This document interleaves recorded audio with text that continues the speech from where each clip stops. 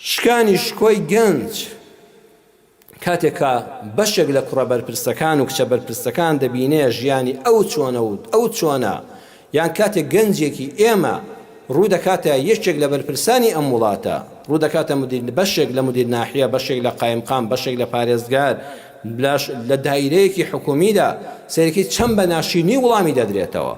وەڵی بەشێک لە بازگەکاندا هەمویان نا، هەندێکیان زۆر بەڕێزن، بەڵام تاکتاکیش هەیە لە بازگەکاندا سوکایەتی بە گەنج دەکا.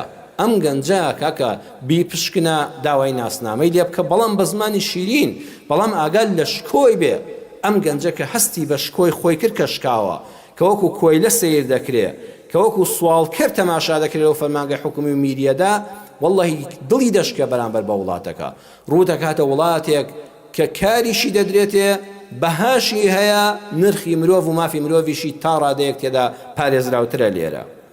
بۆیە لا تبطلوا صدقاتكم بالمن والأذى، هەر باسی سەرترە و زەکات و خێر نییە.